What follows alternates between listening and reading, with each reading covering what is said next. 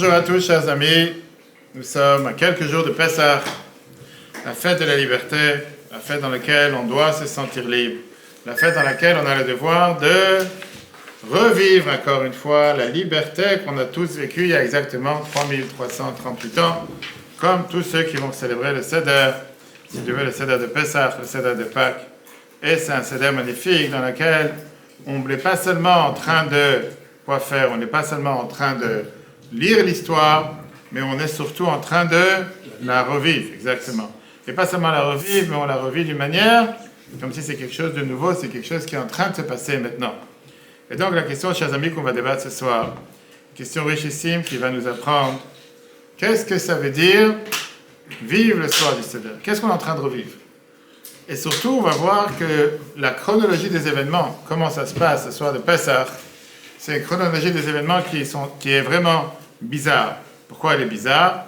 Parce qu'elle nous parle d'un côté de martyrs, de difficultés, de souffrances, nos ancêtres qui étaient esclaves.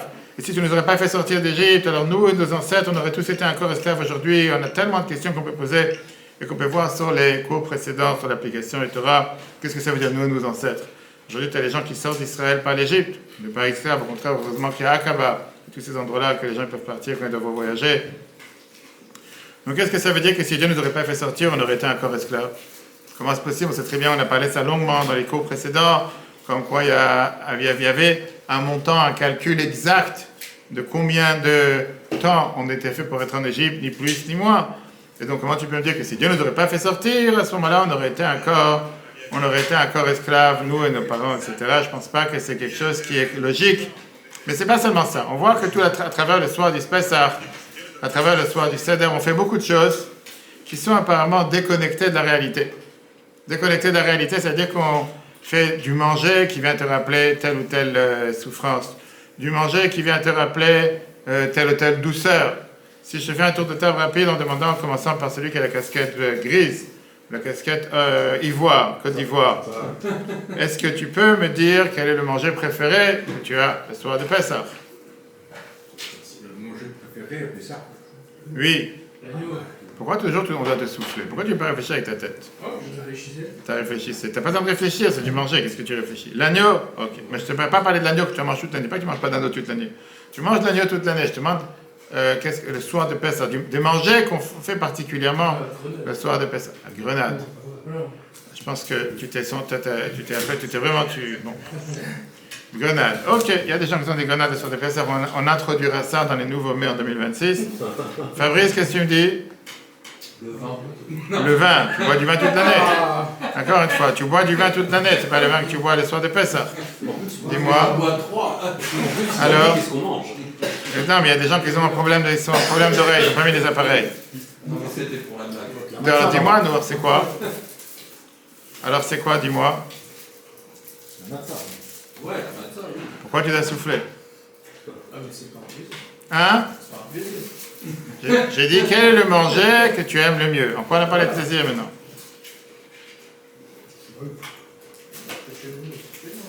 Pourquoi il y a des connexions impossibles? Alors? Dis-moi, vas-y. J'attends. Fabrice? La matzah. Qu'est-ce qu'il dit Jean-Claude? Je dirais la matzah, mais il y a aussi un plat, je ne sais pas comment ça s'appelle, c'est comme une macédoine de légumes. Macédoine de légumes. Macédoine de légumes. Sakti. C'est ça. Sans accent, c'est une soupi. D'accord, là on voit à l'arrière, chers amis. Ok, alors, tu disais quoi? La matzah. Qu'est-ce qu'il dit Mordechai, le grand rabbin? La matzah. Qu'est-ce qu'il dit Dan? L'agneau. L'agneau. Mais c'est pas Pessah, je te parle maintenant de Pessah. Tu parles de Pessah, pourquoi tu dis l'agneau? En fait, tu manges pas d'agneau toute l'année. Pas comme ça. Pas comme ça. Ben, t'as qu'à en faire. Qui t'a empêché d'en faire? T'as qu'à en faire, personne t'empêche. Ok, alors après l'agneau, c'est quoi, personne? Et qu'est-ce qu'il dit alors, Laurent? Allez-y, c'est quoi? J'ai dit le plat tunisien, le soupi. Le plat tunisien. Ok, très bien. Vous attendez, je sais. Non, pas du tout. 0. 0 sur 10, même pas 5. Jean-Claude, au moins, il a 2 sur 10, mais vous, c'est 0. Ok? La question est la suivante. On célèbre la liberté le soir du Seder. Il y a beaucoup de gens qui vont te dire comment je me sens libre alors que les Juifs souffrent aujourd'hui. Tu as toujours des bombes, des 400 kilos qui tombent sur Israël tous les jours. Comment tu peux faire? Comment tu peux te sentir libre? Et à niveau personnel, des gens qui ont des souffrances, des gens qui ont des difficultés, etc. Même en exil, on va voir qu'il y a un plat que tout le monde mange une fois par an, le soir du Seder, c'est la charoset, le mortier. Le matin, tu peux manger toute l'année, tu manges pendant 8 jours. Le soir de Pessah, c'est une seule fois, d'accord? Et les gens... L'agneau, c'est quand même meilleur. Si tu veux. Si tu veux, je peux pas me battre. D'accord? La recette, c'est pas censé... La recette. La mer? Non. Non, c'est une délicatesse qu'il y a. Les gens, ils le mélangent. Maintenant, ça peut être parfois des garnitures. Alors, ça peut être des garnitures, ça peut être à manger que tu trempes dedans à l'intérieur, le sandwich, que tu trempes différentes choses. Et c'est, on va dire, quelque chose de culturel. Il y a tout type de recettes, de charoset. Beaucoup de gens font beaucoup de place sur les charoset. Et c'est une des choses, on va dire, basiques, si ce n'est pas la favorite de la soirée, c'est de tremper ou bien de mettre la charoset sur la matzah et de faire comme de la confiture, etc. Maintenant, c'est très ironique qu'on fait un tel grand bruit du charoset, considérant que le charoset, en règle, ça nous rappelle le mortier avec lequel nos ancêtres ont été esclaves en Égypte. Et comment se fait-il qu'on fait tout un bruit? Pourquoi? Oui. Comment ça se fait qu'on en fait tout un bruit? Comment ça se fait qu'on en fait tout un bruit? D'accord? Pourquoi on ne voit pas ici l'hébreu? On ne voit pas l'hébreu, on voit que le français, oui. Je vois que l'hébreu il a sauté. C'est pas grave, on a le français, c'est ce qui compte. Et donc, il y a tout type de, comme j'ai dit, oui. Regardons maintenant ce qu'a dit ce fameux Lise Reuven, que vous voyez ici. Pourquoi? C'est quoi l'histoire de notre recette en commençant par Laurent? Vas-y. Parce qu'il est trop gros, désolé. On voit, c'est bon? Non, c'est très bien. Non, il n'y a pas d'hébreu ici, il n'y a que le français. Donc, ok, vas-y. Désespérés de manger, alors que la progression du Seder de Pessah retarde le dîner, nous accueillons le moment où nous sommes libres de mettre du charoset sur la matzah. Ironique, n'est-ce pas, que tandis que le charoset représente le mortier utilisé pour fabriquer des briques, lorsque nous étions esclaves en Égypte, ce soit d'une certaine manière le symbole le plus savoureux du Seder de Pessah. De quoi est fait la charoset? Bien sûr, c'est fait une combinaison de différents, des dattes, de la pomme, des noix. Chez Chabad, c'est les noix, la pomme et la poire. Chez les autres, ils mettent des dattes, ils mettent des fibres, de la confiture. Bref, c'est quelque chose, on va dire, de doux. D'accord? Qu'est-ce qu'on a fait tout un monde de mettre de la charoset sur la matzah, alors qu'au final, la matzah, je veux dire, la charoset, c'est fait plutôt pour te rappeler le fait que nous étions en train de souffrir. Et voilà le paradoxe, chers amis. Donc la question qu'on a, pourquoi y a-t-il une telle folie et quête de douceur dans quelque chose lié à la souffrance? La tradition de combiner la charoset et la matzah remonte à de nombreuses années en arrière. Dans certains cirques, c'est même une loi halachique qu'on a le devoir de faire. Qu'on a le devoir de faire et que c'est quelque chose qu'on ne peut pas ne pas faire. D'accord? Si on essaie de regarder la question de manière suivante, tu peux vouloir regardez que dans le XIIIe siècle, Rabbi Yaakov ben Turim, on voit le Rabbi Yaakov ben Asher, qu'il est décédé en 13043. Il nous parle de Rabbi Avraham ben Nathan, le Manig, qui lui rappelait déjà, le Rambam, il écrit au XIIe siècle, que lui rappelle ce qu'a écrit le Rabbi Avraham Gaon au IXe siècle. Le fait de tremper la charoset dans la matzah en étant une mitzvah. Donc on voit que ça remonte au IXe siècle. Ça ne remonte pas aujourd'hui. Regardons justement ce que nous dit dans le texte numéro 2, Rabbi Yaakov ben Asher, le tour, par Dan. Le rabbin Amram écrivait: il faut réciter la bénédiction de Hamotzi, puis tremper la matzah dans le charoset et manger. Maïmonide a également codé cette règle. Je ne comprends pas pourquoi cette descente, le rabbin Abraham, fils de Nathan, auteur du Manig, a demandé: si la matzah représente la libération et le charoset le mortier, comment peuvent-ils être combinés? Bravo. Maintenant, on va essayer de décomposer cette question. On sait que les manger symboliques qu'on mange le soir du Seder, ça inclut la matzah, le maror et le charoset. Le maror et le charoset, le matzah représente la libération. Le maror, les herbes amères, représentent la souffrance. Et le charoset représente aussi la souffrance. Donc le matzah, je veux dire, le maror et le charoset sont deux éléments qui nous rappelle la souffrance. Et d'ailleurs, pas besoin d'inventer, c'est ce qu'on dit le soir des Pessah dans la Haggadah. Monsieur Ethan, quand tu as un corps réveillé, tu peux, le soir des Pessah, je ne parle pas ce soir, d'accord? Pas que tu as déjà bu 2 verres, même un verre tu as déjà bu et tu es déjà sous la table. Tu nous dis, Maroz, Shanochlimal Shuma, vas-y. Pourquoi mangeons-nous des herbes amères? Parce que les Égyptiens ont améré la vie de nos ancêtres en Égypte. Magnifique. Charoset représente aussi la souffrance de nos ancêtres en Égypte. Dans le texte, comme on vient de voir, ça nous rappelle le mortier qui s'est utilisé. Hein? Rendu amer. Oui, c'est rendu amer. Ouais, c'est mal, c'est traduit à l'ordinateur. D'accord, rapide. Qui veut dire que, contrairement aux herbes amères, qui vient nous rappeler les souffrances générales, le mortier évoque une souffrance qui est beaucoup, beaucoup plus dure, très graphique, comme on va tout de suite voir. Ethan, à ton tour, parce que tu viens de lire seulement une phrase. Moïse se bénit, c'est vraiment à Dieu. Pourquoi as-tu fait du mal à cette nation? Nos sages expliquent dans la Haggadah ce qu'il faisait référence au mortier. Car lorsque le peuple juif manquait de mortier pour fabriquer des briques, les Égyptiens broyaient les bébés juifs pour les utiliser comme remplissage pour le mortier. Exactement, vous avez une fois entendu parler de ce midrash? Est-ce que c'est vrai? C'est vrai, c'est le midrash qui raconte. Comment on peut dire une chose pareille? Le midrash raconte une chose pareille, bien sûr que c'est vrai. D'accord? Après des dizaines d'années d'esclavage, les Juifs ont crié à Dieu. Dieu les a entendus, il a envoyé Moshe pour demander leur libération. Pharaon, il a répondu que quoi? Les Juifs, ils se la coulent douce, comme on dit. Ils sont trop pénibles. Pas pénibles, paisibles, pardon. Si on va endurcir leurs difficultés, ils vont arrêter de rêver d'avoir la liberté. Et donc il a décidé de ne plus leur donner du blé pour le mortier, et ils ont qu'à le ramasser eux-mêmes. Et là, l'horreur est arrivée, comme c'est écrit dans la tradition orale. Quand ils ont vu qu'ils n'ont plus assez de ciment, et les Égyptiens, ils ont pris les bébés juifs, ils les ont tués, et ils les ont écrasés, ils les ont moulinés, pour les faire un mortier. Imagine la souffrance des parents, et spécialement Moshe, qu'il a élevé leur espoir avec une promesse de rédemption. Et c'est sûr qu'on peut comprendre comment Moshe s'énerve contre Dieu en demandant la fameuse question après Shemot, là-bas, à la fin de la paracha Shemot, en disant Madoua reota la Hamazeh, pourquoi tu fais du mal à ton peuple? Ça, c'est ce que nous rappelle le Charoset. Charoset nous rappelle la souffrance. Et néanmoins, on la mange. Et donc, ce n'est pas une surprise qu'on a dit dans le premier paragraphe. La question, pourquoi on se réjouit avec un tel symbole? Ce qui est encore plus surprenant, c'est la coutume de vouloir étaler la Charoset sur la matzah, comme essentiel, comme on vient de voir ce que Rambam nous dit. Combiner le symbole qui est notre plus grande agonie avec le goût de la plus grande libération. Et voilà les deux questions, chers amis. Pourquoi apprécions-nous la Charoset, symbole de nos souffrances indicibles?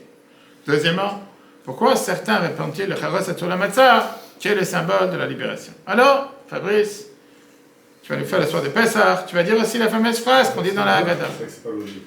Vas-y. Pourquoi mangeons-nous Ça, on le lit le soir de la Pessah, ça c'est la Haggadah, d'accord? Oui. Pourquoi mangeons-nous de la matzah? Parce que nos ancêtres n'avaient pas le temps de laisser leurs pattes monter devant le roi de tous les rois. Le Saint béni soit-il s'est révélé à eux et les a rachetés. Il les a libérés, d'accord? Ouais. Très bien. La matzah représente la joie, la douceur, le moment que les peuples juifs ont été libérés d'Égypte. Maintenant, on peut comprendre la coutume, ce qui nous surprend. Quand on s'étonne comment la matzah et la charoset peuvent être combinées, comment la matzah peut être combinée avec la charoset, c'est comme si je te dis qu'est-ce que Mordechai a fait avec Jean-Claude. Deux mondes différents. D'accord? C'est comme célébrer, je ne sais pas, le 31 décembre avec en sonnant le shofar. Quel rapport? Le shofar, c'est le 31 décembre. Le shofar, c'est Rosh Hashanah. C'est le nouvel an juif, c'est pas en sonnant du shofar. Il y a des choses que tu ne peux pas mélanger. D'accord? Le manik, le professeur du manik qu'on a vu tout à l'heure, le Ravad, Rabbi Avraham ben David, qui est décédé en 1198, qui était d'ailleurs un rabbin à Posquier, aujourd'hui Vauvert en Provence, il est totalement, je veux dire, contre l'idée de Rambam. Le matin représente un moment joyeux étant entendu où les Juifs ont été enfin libérés. Et voilà ce que nous dit le Ravad, Rabbi Avraham ben David, décédé en 1198, lu par notre cher Jean-Claude. Abraham a dit, c'est absurde. Une fois de plus, Moïse ne parvient pas à identifier la raison de son jugement. C'est lui, il parle de son élève le Rambam, en disant, mais tu racontes des choses de non-sens. Tu racontes n'importe quoi. Qu'est-ce que ça veut dire tremper la matière et le charoset? Ça n'a pas de sens. Continue. La vérité est qu'au cours des derniers siècles, beaucoup de nos enseignants de mémoire bénis croyaient que la mafoula, sur laquelle nous récitons la bénédiction à Motsi, ne devrait pas être trempée dans la haoset. Et c'est la coutume dominante. Et la réalité, c'est qu'aujourd'hui, je pense pas qu'on a des gens qui trempent la matzah dans la charosette le soir du seder. Il y en a qui mélangent, il y en a qui s'étalent. Mais dire que c'est une mitzvah, comme Rambam dit, on ne le fait pas. D'accord? Rabbi Avraham, son prof et pareil, ses étudiants, ils se sont opposés à ce mix. Et néanmoins, on ne peut pas non plus dire que le Rambam, qu'est-ce qu'il dit, c'est des bêtises. Le Rambam, c'est Rambam, Maïmonide. Le Rambam, il dit que c'était partie de la mitzvah. Et donc, qu'est-ce qu'ils pensaient? Comment ils ont pu dire une chose pareille? On a ici Avraham, Rabbi Avraham, qu'on a dit tout à l'heure, Rabbi Avraham et David de Ravad, qui dit nous ne devrions pas tremper la matzah dans la charosette. Maïmonide qui nous dit nous sommes obligés de tremper la matzah dans la charosette. Mais ça ne veut pas dire que quand tu as deux juifs, tu as trois avis. Pas dans tout. Il y a ici quelque chose de beaucoup plus profond. Et ce qu'il y a de beaucoup plus profond, c'est qu'on doit se dire qu'il y a une raison et un sens profond à ce qu'ils font. Et pour ça, on va parler de la photographie. Qui c'est qui photographie ici à Pardan? Qui est un pro de photographie? On va parler du contraste.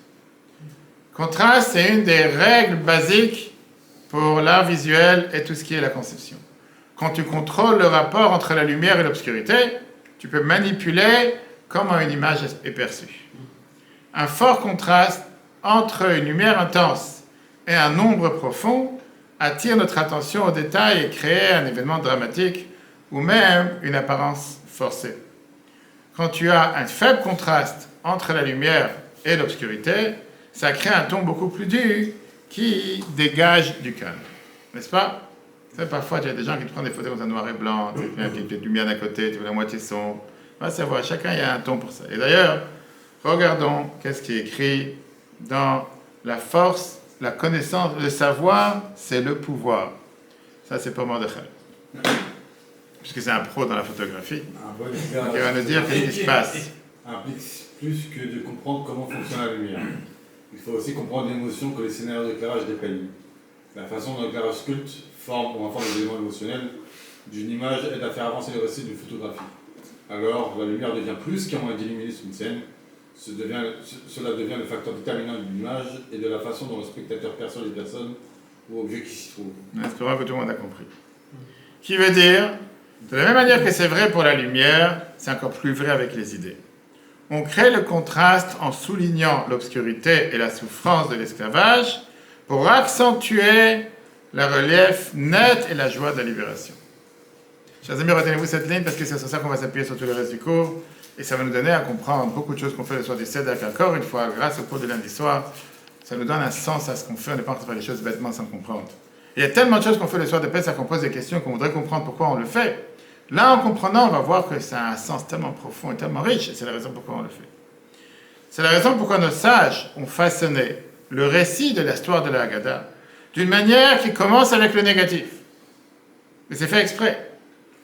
Parce que par ça que tu commences par le négatif, tu peux arriver à comprendre c'est quoi la force du positif. Une phrase qui vient résumer ça, comme on dit dans la Chassidut, Yitro Naor min hachoshech. Tu apprends la supériorité de la lumière grâce à l'obscurité. Si maintenant j'éteins la lumière ici, tout le monde fait, je ne vois plus rien. 5 secondes, 10 secondes après, tu le fais, waouh, maintenant il y a la lumière. Mais s'il y a tout le temps la lumière, tu ne comprends pas la valeur de la lumière. C'est pour ça qu'il y a le noir d'abord, c'est pour ça qu'il fait sombre, et tu dis, waouh, non, il y a la lumière, maintenant je vois à quoi sert la lumière. Regardez ce que Rambam nous dit. Souligner l'obscurité, ça c'est le contraste. Souligner l'obscurité et la souffrance, met en lumière la joie et la libération. Voilà ce que nous dit Maïmonide. Dans, encore une fois, l'ordre de comment on doit dire l'histoire de Pessah, la Haggadah qu'on va tous dire dans une semaine, plus de jours. Monsieur le Rabbin Laurent. Nous commençons par déclarer que nous étions esclaves du Pharaon en Égypte et décrivons toutes les souffrances. Vous connaissez la phrase, non? Avadim, Aïn, comment on chante? Comment chante Avadim? Vous connaissez pas la chanson? Allez-y, toi alors. Je continue. Oui, si Puis, vous voulez. nous concluons par les miracles et les merveilles accomplis pour nous et avec notre libération. Exactement. Maintenant, on fait ça pour... comment on appelle ça? Pour créer le contraste. Plus on apprécie la gravité de la souffrance, plus on peut se rapporter à l'exaltation de l'émancipation. Quelle ligne? Le but du Seder, de l'expérience du Seder, c'est pour personnaliser l'exode. On commence la Haggadah en pointant le fait que Dieu n'a pas seulement, on va dire, libéré nos ancêtres. Et que s'il n'aurait pas libéré nos ancêtres, on aurait nous été esclaves aujourd'hui en Égypte. On est en train de mettre le ton pour toute la soirée. Le ton. D'accord? Dieu n'a pas libéré des ancêtres sans nom, des ancêtres sans face, des ancêtres qu'on n'a jamais connus. Ce soir, Dieu nous a libérés à nous. Ça, c'est ce qu'on est en train de parler ce soir. Et c'est pour ça qu'on est en train de célébrer. On n'est pas en train de célébrer quelque chose, ouais, il s'est passé il y a 3338 ans. Non, ce soir, c'est nous qui nous sommes libérés. Et on fait ça, par ça qu'on finit la Haggadah avec cette fameuse phrase. Au Sénat, nous revivons l'Exode comme de notre propre rédemption et non comme un moment lointain de l'histoire. Regardez comment c'est écrit dans la Haggadah. C'est qui le lit? Alors, À chaque génération, nous devons visualiser quittant l'Égypte. Dieu n'a pas seulement libéré nos ancêtres, il nous a libérés avec eux. magnifique. C'est pas à l'époque. Ça veut dire raconter l'histoire, c'est tellement fort. Parce que pour tellement le ressentir, c'est pas suffisant de le raconter. On a besoin aussi d'avoir du manger sur la table. Manger le maror amer rend l'histoire de la souffrance juive viscérale. Les saveurs, les arômes, réveillent les mémoires, réveillent les émotions d'une manière, des mots qu'on ne peut pas décrire. Quand on mange le maror, on commence à avoir des larmes parce que c'est trop dur quand tu manges le réfort. Pas quand tu mets le réfort comme ça avec le charosette et tu fais de la confiture à la place. Là, tu commences à sentir l'amertume. Là, tu peux commencer vraiment à ressentir et à avoir ce chiffre de la souffrance à être libéré. En deux mots, le manger, c'est ce qui le rend au soulagement, pardon. Le manger le rend viscéral. Alors, pourquoi certains répandent-ils le maror, comment on appelle ça, le charoset sur la matzah, le symbole de la libération? Tu te rappelles, la matzah dans le charoset crée un contraste qui accentue le soulagement de la libération de l'exil sombre. Écoutez cette histoire magnifique. Je pensais à Ethan quand je racontais. Il y avait le rabbin Ethan qui, une fois, il a fait une carrière, qui fait à chaque fois des vidéos en ligne avec des histoires passionnantes, inspirantes, etc. Quand quelqu'un lui raconte une histoire, il s'arrête, il veut écouter. Comme Ethan, toujours attentif, c'est le seul qui ne dort pas Shabbat. Ok. Un jour, il était au supermarché avec beaucoup de sacs dans ses mains, une femme s'arrête et dit « J'ai envie de te raconter une histoire ». Bon, il s'arrête, il met les sacs par terre des courses qu'il vient de faire. Et Barik, il était en train de se précipiter.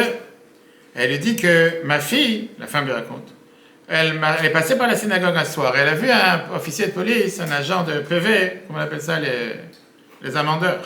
Comment on appelle ça? Bref, quelqu'un qui veut donner le PV. Qui a mis un PV sur une voiture qui était garée parce qu'elle n'a pas payé le parking. D'accord?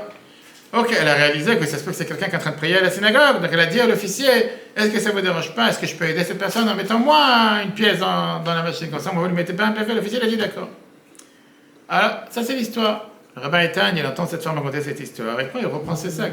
Une belle histoire, merci, c'est marrant. Qu'est-ce que tu veux que je fasse avec? C'est une belle histoire. Il s'est dit, mais c'est pas intéressant pour faire de ça une vidéo, ni quoi que ce soit. En train d'avancer, la femme a dit, attends, l'histoire n'est pas finie. Il remet ses sacs par terre et continue la suite. Et là, elle explique que ma fille voulait savoir si vraiment la voiture appartenait à quelqu'un qui était dans la synagogue. Elle voulait ça, donc elle attend quelques minutes que l'office est terminé. Et là, elle voit qu'il y a quelqu'un qui sort de la synagogue, il s'approche de la voiture. Là, elle s'est dit, ah, je suis content, j'ai aidé un juif qui était en train de faire la prière, et grâce à moi, il a pas eu un PV. Ok, il s'est dit, ok, c'est magnifique. Il n'y a pas de sensation à cette histoire. C'est bien, mais ça, je ne peux pas faire de ça une vidéo, quelque chose que je vais faire avec. Il a ramassé cette femme, il veut repartir. Et là, elle arrête, elle dit non, l'histoire n'est pas finie. Il fait qu'est-ce qu'il y a d'autre? Elle dit, tu sais quoi? La personne qui marchait vers la voiture, c'était toi. C'est lui qui était sorti. Là, il était totalement déconcentré. Et après, il a remarqué en disant, c'est bizarre, comment une histoire peut devenir tellement rapidement sensationnelle quand elle devient personnelle. Tout le temps que tu parles de quelque chose qui est déconnecté, c'est beau, les parents étaient en Égypte, moi j'ai jamais été à Sharm el-Sheikh, j'ai jamais été dans le Sinaï, j'ai jamais mangé du khous, je sais pas, on va savoir où, à Akaba, je vois de quoi tu parles. Et quand tu commences à parler, que ça te regarde à toi, c'est quelque chose qui te concerne, là, le narratif est totalement différent, le récit est totalement différent. Regardons ce que Rabbi Yoel Sirkis, de le Bach, décédé en 1640, il écrit dans Rechaim, dans Shulchan Aruch. Qui c'est qui lit? C'est à qui? Fabrice, c'était qui est en train de dire? Ethan, vas-y. Je pourrais suggérer que le but de tremper la matzah dans leur assiette est de se rappeler que Dieu nous a libérés de l'esclavage qui est symbolisé par leur assiette et nous a accordé la liberté telle que symbolisée par la matzah. Magnifique. Et donc, qu'est-ce qu'on vient de voir ici? Que invoquer le traumatisme pour renforcer le sentiment de rédemption. Non, avant d'arriver à la différence entre les deux. Cette réponse est une réponse magnifique, mais ça ne satisfait pas totalement. Pourquoi?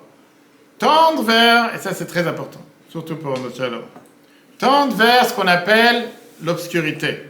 Pour souligner la lumière, c'est un grand risque. Quand il dit, je me sens pas assez en bonne santé pour me sentir en bonne santé, d'abord je tombe malade. Après je prends des médicaments. Et là, je commence à sentir la santé. Je prends des drogues, je prends des trucs. Un fort contraste demande d'avoir ce qu'on appelle, on a dit, un ombre profond. Mais quand tu es totalement dans le noir, cette ombre peut se faire ressentir de manière accablante et peut parfois même effrayant. Et donc, ça peut te faire arrêter de vouloir aller chercher plus loin. Ça peut te stopper de vouloir aller chercher plus loin. La même chose du soir du Seder. Parler de nos souffrances précédentes alors qu'on est encore en exil, c'est supportable. Pourquoi? Parce que parler, c'est abstrait. Je ne suis pas connecté avec. Mais quand tu commences à évoquer la peine avec le manger, ça devient vivant.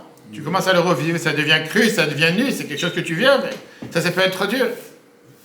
Quand quelqu'un il est déjà en train de souffrir, et il est en train de revivre le traumatisme qu'il a eu, ça ne crée pas un contraste, ça approfondit la souffrance. C'est pour ça que ça c'est le cœur de la dispute qu'on a, le débat entre Rambam et Rabbi Avraham Ben Nathan qu'on a dit tout à l'heure. Rambam y croit qu'invoquer le traumatisme, qu'on a besoin d'invoquer le traumatisme pour pouvoir augmenter le sens de rédemption, ça vaut la peine de prendre le risque. C'est pour ça que notre cher Rambam vient te dire, invoquer le traumatisme pour renforcer le sentiment de rédemption vaut le risque, il faut tremper la matzah dans le charoset.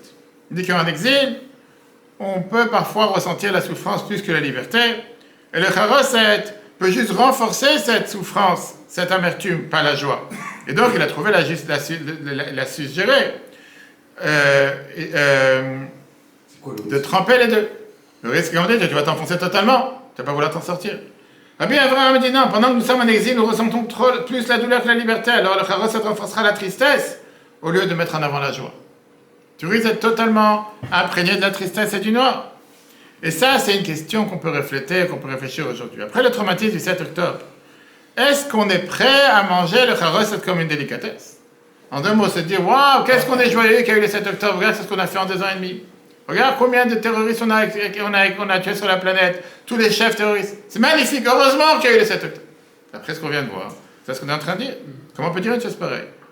Ou bien, on peut, comme Rambam croyait, assez fort pour goûter la liberté à travers la souffrance.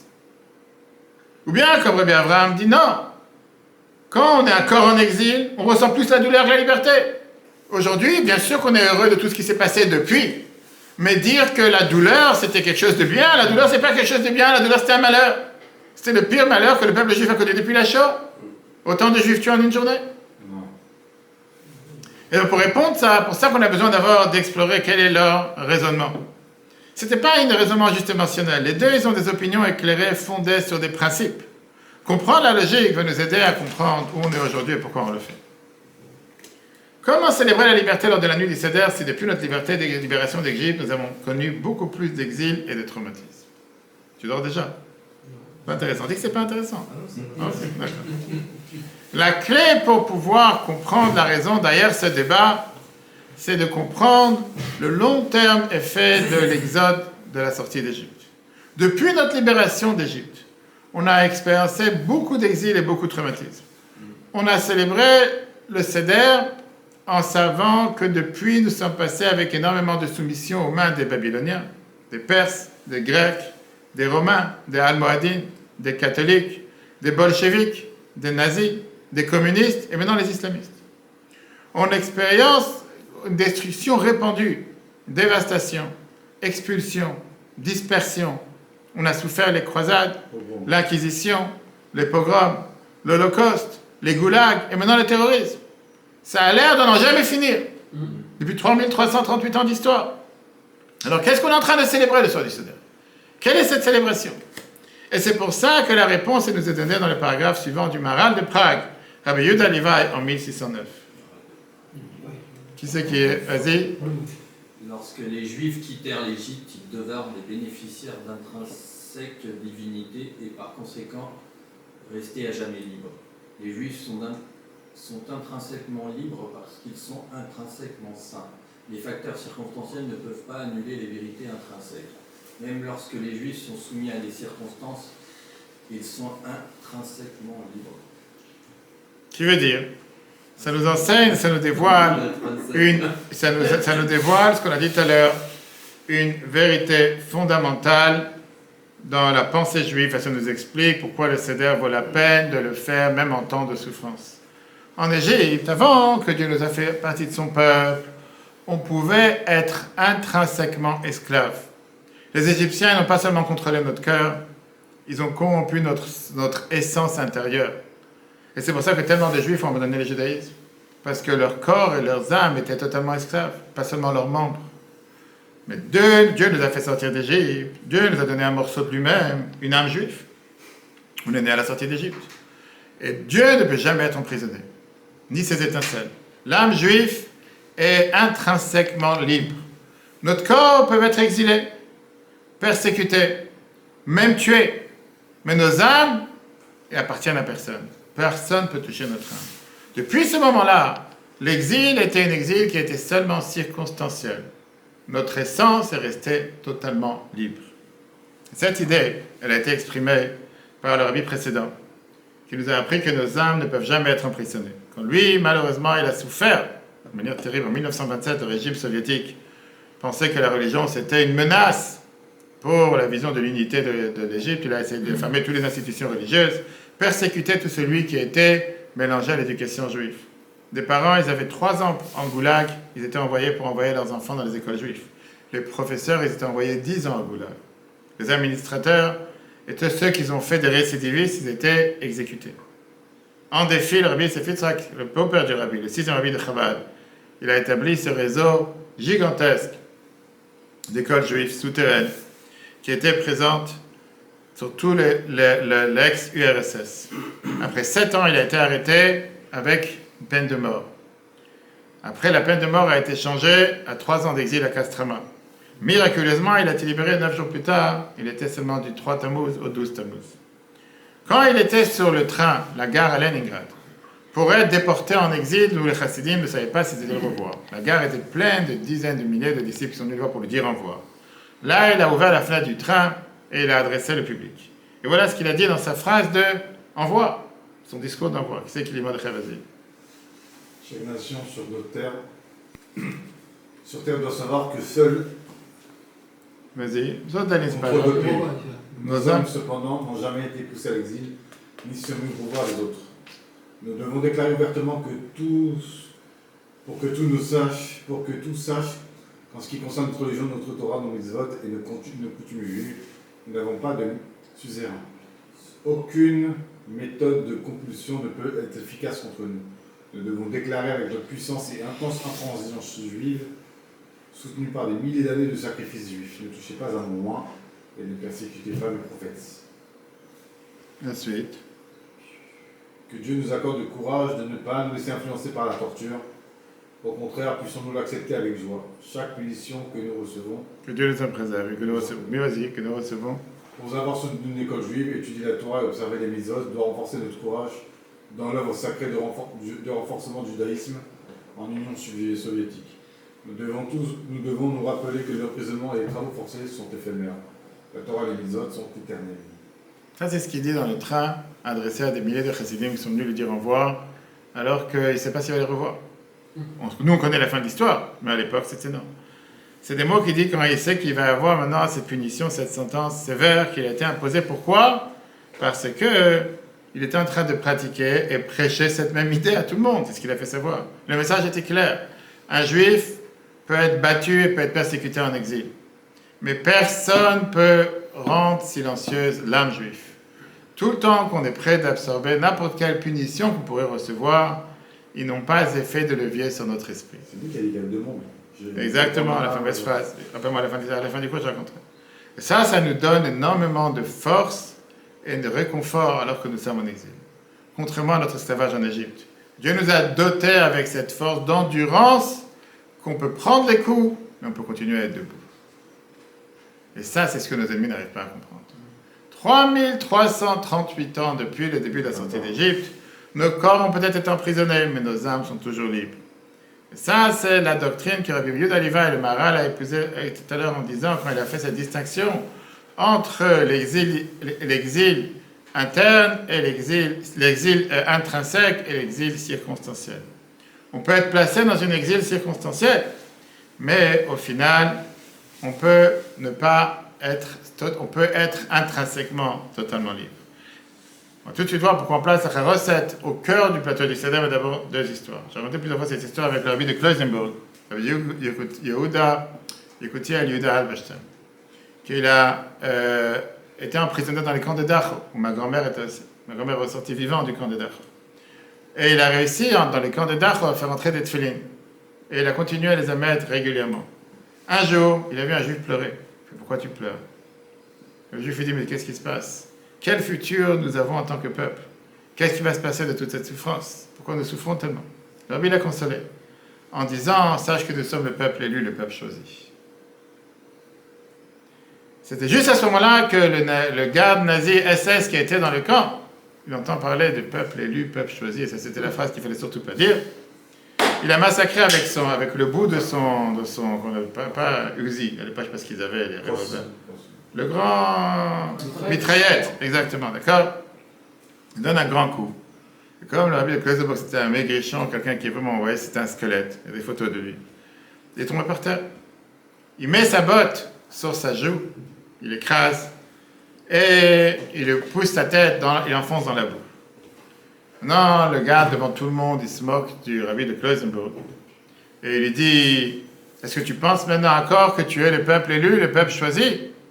Et le rabbi de Kloisenburg le regarde et il lui répond, tout le temps que c'est toi qui es sur moi et moi je suis ici en bas, je sais que nous sommes le peuple élu, le peuple choisi. Tout le temps que toi tu te permets de faire du mal à des gens qui n'ont rien fait, moi je suis en train de souffrir, nous sommes le peuple élu, le peuple choisi. Mais écoutez cette deuxième histoire qui s'est passée récemment, il y a quelques années, avec, je vous ai raconté, c'est chez le Mordechai Rubashkin, qui a été emprisonné pour 27 ans, il avait pris une sentence en Amérique, parce qu'il avait la plus grande fabrique de viande cachère aux États-Unis, et que grâce au président Trump, le premier mandat de Trump, il a libéré tout de suite. Il a été emprisonné à cause de Barack Hussein Obama, tous ceux qui étaient avec un complot anti-juif. Il a fait tout un livre sur tout ce qu'il a souffert pendant, je crois, les 11 ans qu'il a subi en prison sur les 27. Et grâce au président Trump, c'était une des choses qu'il a donné à la grâce présidentielle, il a libéré la veille de Hanouka, etc. une année. Dans son livre magnifique, c'est pour la peine de le lire, malheureusement il n'est pas encore en français, il est en hébreu, en anglais, un livre j'ai à la maison, je ne sais pas, 800 pages, 900 pages, donc tout ce qu'il a souffert, c'était quelqu'un qui a une foi énorme. Il raconte à chaque fois Aleph Bet Gimel, Emouna, Bitachon, Geoula. Quand on a la Emouna, le Bitachon, on arrive à la délivrance. Le qui raconte que quand il a été incarcéré, ils lui ont dit d'enlever sa kippa et d'enlever cette tzitzit. Dans une des prisons les plus dures de New York, j'ai oublié le nom maintenant, qui est où les plus grands meurtriers sont là-bas. Alors que sa plus grande faute, c'était qu'il avait une fabrique et qu'ils ont dit qu'il avait fait travailler des mineurs ou des gens sans papier, etc. Alors c'était quelque chose de répandu. Pas pour ça, on doit être emprisonné 27 ans. Même en Russie, je ne sais pas s'ils ont pensé 27 ans. Okay. Le garde lui dit, écoute, cher ami, beaucoup de choses vont changer pour toi ici ce soir. Il vient d'entrer en prison. Lui, il a tout de suite réalisé qu'il voulait changer son identité. Donc, pas seulement l'enfermer physiquement. Il a décidé que rien ne va le changer. Il peut faire ce qu'il veut, mais lui, il restera avec son identité juive. Il a insisté de garder sa kippa et ses tzitzit. Et il a dit au garde la phrase qu'on vient de voir du rabbi précédent, quand le rabbi précédent est parti en prison. En lui disant, je ferai tout ce que tu me demandes de faire pour tout ce qui concerne les choses physiques, les choses matérielles. Mais quand tu parles de mon âme m'appartient. Tu montes et tu descends, kippa et les tzitzit, j'enlève pas. Ils lui ont dit, tu sais quoi, viens on fait un deal, garde un des deux. Ou la kippa, ou les tzitzit. Pas les deux. Il a insisté qu'il a besoin des deux. 5 gardes sont venus, comme ça se passe dans les prisons américaines. Ils l'ont mis sur une chaise roulante et ils l'ont tiré par force attaché en confinement solitaire, au mitard, ce qu'on appelle. Jean-Claude, il connaît bien l'endroit. Et là-bas, il était sans kippa et sans tzitzit, il lui a enlevé. Mais lui, il s'est rappelé que c'est Dieu qui a orchestré son confinement. Et lui, il s'est dit que ce n'est pas une punition, mais pour tester sa foi. Donc, il est resté en souriant, il n'a pas commencé à pleurer ni quoi que ce soit, avec une foi totale qu'il va être libéré et on va lui redonner sa kippa et ses tzitzit. Le lendemain matin, ils l'ont relâché de ce confinement et ils lui ont permis d'avoir la kippa et les tzitzit. Pas fini. Une autre occasion, la même chose s'est passée. Sauf que là, ils l'ont menotté avec les mains à l'arrière et ils l'ont traîné par terre au mitard. C'était, il est dit, un épisode qui était très douloureux, avec plusieurs infections, et il a dû être traité à l'hôpital. Mais là aussi, il a réussi à surmonter les épreuves, ils lui ont permis d'avoir sa kippa esthétique. Ça a renforcé sa croyance qu'il n'était pas en prison. Il était dans une place que d'autres appellent la prison. Une fameuse phrase que le président il a utilisée. Il n'a jamais baissé sa foi en Dieu, et il s'est dit qu'il a confiance en Dieu que Dieu va le libérer. Et au final, quand la dernière rejection est arrivée des États-Unis, de la Cour d'appel des États-Unis qu'on a demandé de regarder son cas encore une fois, etc., et ça a été rejeté. Il s'est dit, à travers le système judiciaire, je suis fini. Il n'y a plus aucun espoir. Même la Cour suprême des États-Unis a décidé qu'elle ne peut rien faire avec moi. Il s'est réjoui, il s'est dit, mais non, je sais que le seul en qui je peux mettre ma confiance, c'est en Dieu. Il n'y a plus aucun espoir matériel. C'était des années, tous les juifs américains étaient menés, tous les plus grands élites qui s'assoient dans le Congrès, qui sont battus pour lui. Toute l'Amérique parlait, tous ceux qui étaient du côté du vouloir sauver le peuple, qui savaient que c'était ce qu'on appelle une accusation, comme à l'époque, avec une blood label, avec manger la matzah avec du sang d'un enfant catholique. Bref, c'était la même chose. Il s'est dit, maintenant j'ai que les mains en Dieu. Le jour où il a décidé que personne sur terre peut m'aider sauf Dieu, le président Trump, il a envoyé un décret comme quoi il doit être libéré de suite. C'est arrivé en quelques secondes, on a appris la nouvelle, on était comme des fous. Il ne s'attendait pas du tout. Et là, il a été libéré. En 2017, je crois, qu'il a été libéré. Je dis, même s'il avait fait quelque chose, c'est pas pour ça que tu mets quelqu'un en prison. Ni 27 ans, ni 5 ans, ni 10 ans. Alors, au pire des gens qui ont employé des gens peut-être sans papier ou qui ont prêté des mineurs, ils avaient une amende. Pas un truc, ça a fait toute l'Amérique. C'était un complot. Et c'est l'ancien président Obama? Non, Trump. Oui, c'est Obama qui l'a oui, c'était pas le président lui-même, mais c'était le FBI qui est venu. Non, c'était le FBI, c'était sous sa mandat, etc. Bien sûr, il aurait pu très bien le libérer s'il voulait, d'accord. Ça, c'est la raison pourquoi, chers amis, on met le charoset sur la table du Seder. Alors que le maror représente l'esclavage du corps, de notre corps en Égypte, le charoset représente l'Égypte qui était à l'intérieur de nos âmes. La force qu'ils avaient pour nous briser. Comme le grand Rabban Levi, le Maharal de Prague écrit, l'esclavage physique de nos ancêtres, c'est le maror. Le charoset représente l'esclavage spirituel de nos ancêtres.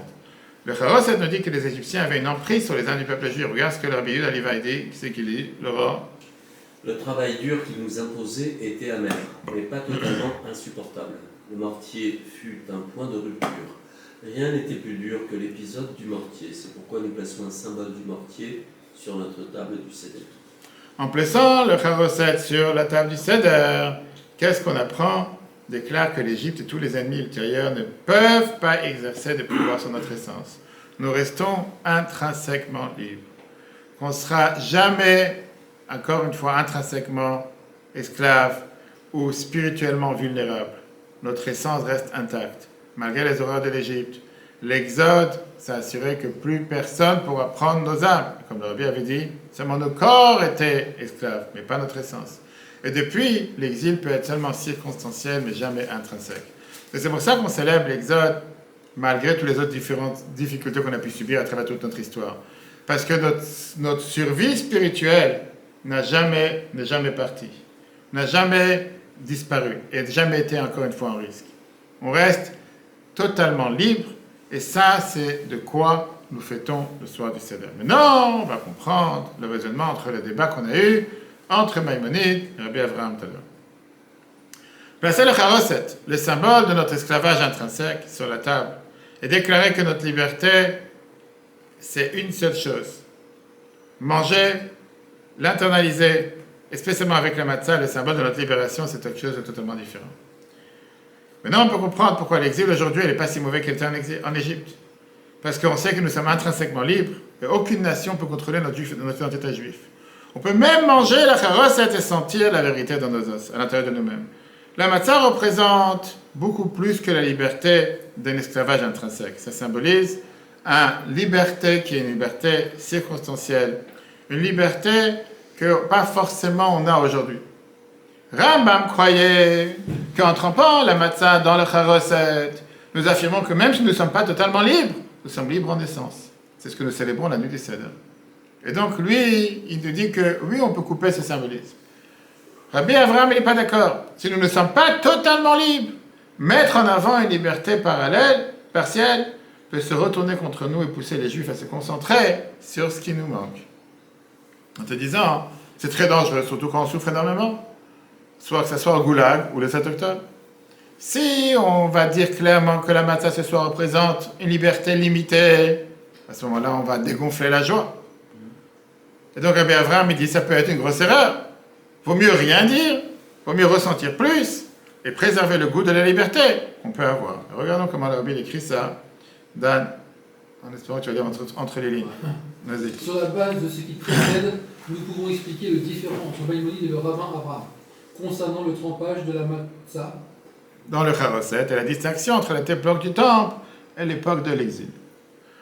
Quand le temple se tenait, c'était possible entièrement de remplir le commandement de se rappeler être esclave. de l'esclavage en Égypte et d'être devenu libre parce que nous étions encore libres. Oui, on pouvait se rappeler qu'on était esclave, comme si nous-mêmes nous avions été esclaves et on a reçu notre liberté. Et c'est pour ça que tout le monde était d'accord que c'était approprié de tremper, il y a écrit la matzah dans le Charoset, pour démontrer que Dieu nous a fait sortir de l'esclavage à la liberté.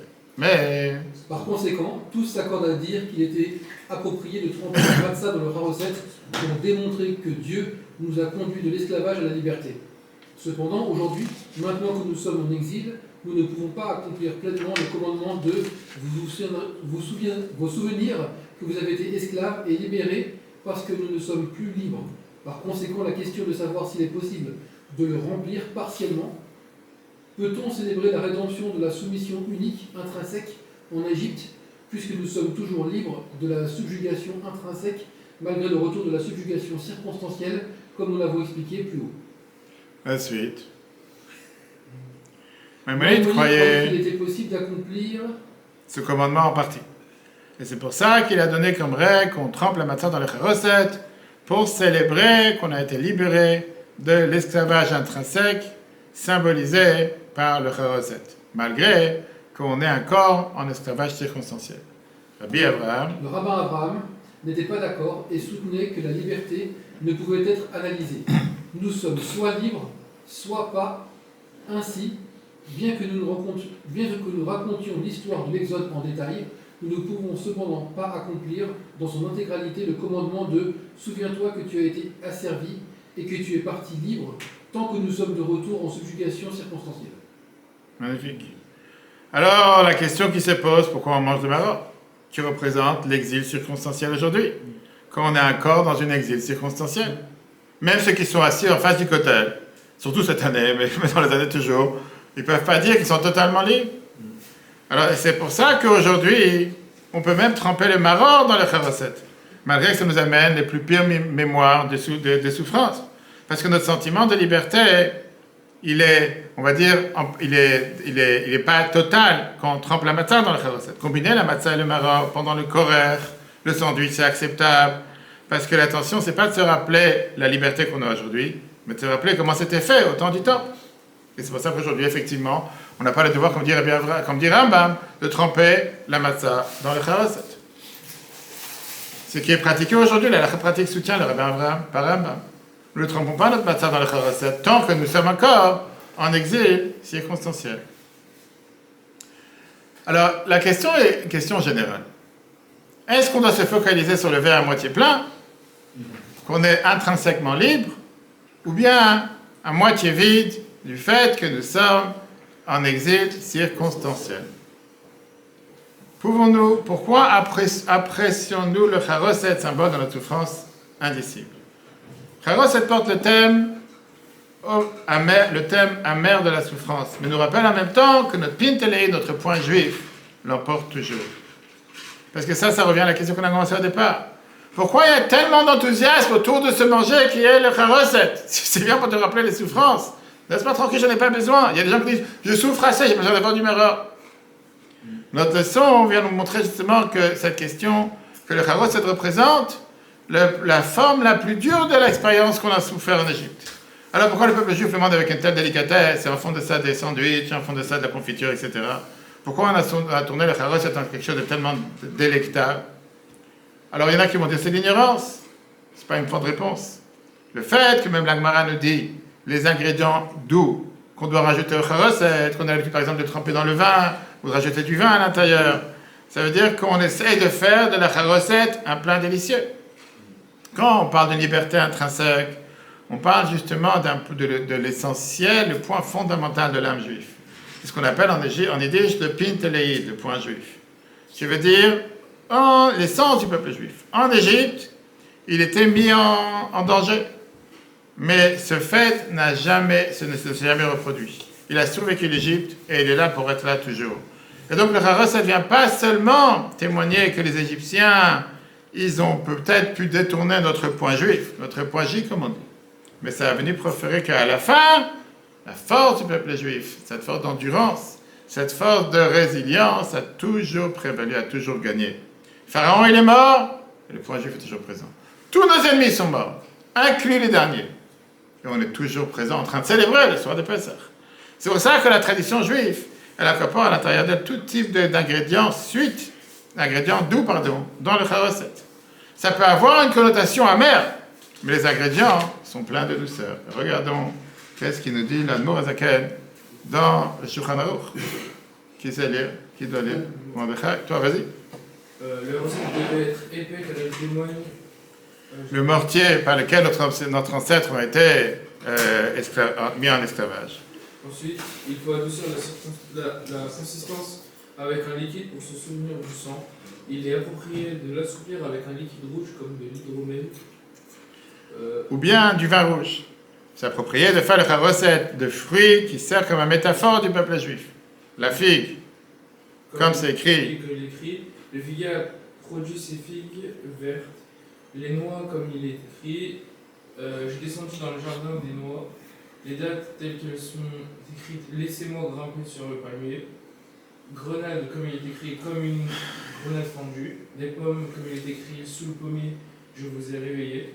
Où les femmes juives ont accouché sans douleur. Et les amandes, car Dieu a été diligent pour mettre fin à notre exil. Donc même si ça a ce qu'on appelle tout à l'heure un thème amer de mortier, le charos était fait seulement, pas fait de harissa et de piment rouge et de japo, comment on dit ça? Jalapenos, ça va savoir. On est en train de faire que des aimants. Pourquoi on vient de voir que des choses totalement douces? Parce que ça représente les deux points. En Égypte, ça représentait notre plus pire, cauchemar, et notre esclavage la plus dure. Mais depuis la sortie d'Égypte, ça nous rappelle qu'on a eu à chaque fois cette endurance et cette résilience, on a remonté chaque danger, et on a été les plus forts depuis jusqu'à aujourd'hui. Et c'est pour ça qu'on en fait des recettes tellement délicieuses. Le charos était doux, car bien qu'il témoigne de la souffrance insupportable des Juifs, il célèbre aussi la persévérance, l'endurance, la résilience du peuple juif. Quand on se rapproche maintenant de l'époque de Mashiach, cet aspect positif du charoset devient beaucoup plus prononcé. Ça, c'est la force du point juif, qui maintenant il brille. Il est plus caché dans un coin de notre psychisme pour être produit dans temps de crise ou quand il y a un danger spirituel. Comment il a osé se fermer. C'est plus... C'est bon? Non. Il vient aujourd'hui nous rappeler que quoi? Le charoset vient nous dire, comme l'a dit tout à l'heure, qu'avant l'arrivée du Mashiach, on peut ressentir une liberté totale de tremper notre matzah dans le charoset. Et c'est pour ça que c'est devenu un tellement grand phénomène dans notre génération, les dernières générations, qu'on des proches jours, qu'on va encore une fois tremper la matzah dans le charoset comme une obligation, comme ça a été fait quand le temple était là. Parce que comme Mashiach va venir, on va continuer à pouvoir étaler la matzah et le charoset, ça va devenir quelque chose de totalement consistant. On continuera Pessah, le Mashiach? Pessah, ça va être fait comme c'était fait à l'époque du temple. L'agneau pascal, le truc pâle, les choses qu'on a l'habitude de faire aujourd'hui. Cours magnifique, chers amis, regardons les points essentiels qu'on a vus ce soir. La matzah représente l'exode de l'Égypte. Le charoset représente la forme la plus dure de souffrance en Égypte, lorsque des bébés juifs étaient écrasés et mélangés au mortier. En Égypte, les juifs étaient intrinsèquement soumis. Les Égyptiens avaient le pouvoir de les écraser et de posséder leur âme. Comme l'a dit que le charoset, depuis l'exode, nos corps peuvent être réduits en esclavage, mais nos âmes sont toujours libres. Nous pouvons être en servitude circonstancielle, mais jamais intrinsèquement subjugués. Trempe la matzah, le symbole de la liberté dans le charoset, symbole d'un exil écrasant l'âme, déclare que bien que nous soyons toujours en exil, nous sommes libres, la matzah concernant tout ce qui concerne notre âme, le charoset. Cependant, la loi juive détermine que nous ne devons pas tremper la matzah dans le charoset en exil. Attirer l'attention sur les subjugations dont nous sommes libres attire aussi l'attention sur l'oppression que nous subissons. Cela peut mener à la déception lors d'une soirée qui devait célébrer la liberté. À l'approche de l'âme de Mashiach, la liberté de notre âme devient plus accentuée, ce qui explique les délicieuses recettes que nous préparons pour le Charoset, le fait que tant de gens consomment avec un tel plaisir de nos jours.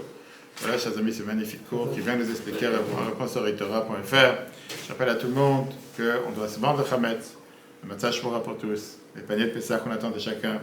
Se rappeler que Shabbat, on a l'office comme d'habitude. Lundi soir prochain, le grand Fabringen du Rabbi, l'anniversaire du Rabbi, 124e anniversaire, on commence à 125e.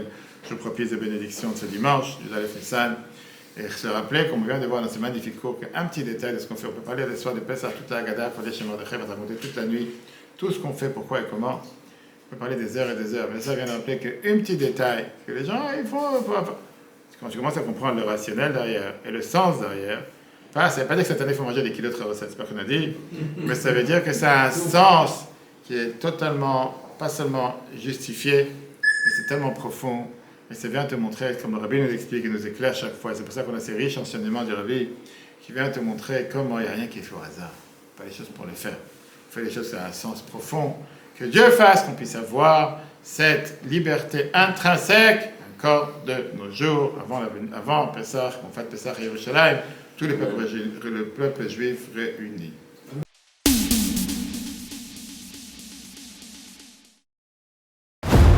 Eutora.fr, la Torah en live. Ce cours est proposé par Eutora.fr. Pour nous aider à continuer à diffuser les cours de Torah, vous pouvez faire même une petite contribution sur notre site www.eutora.fr dans l'onglet « Faire un don ». Retrouvez-nous aussi sur les réseaux sociaux.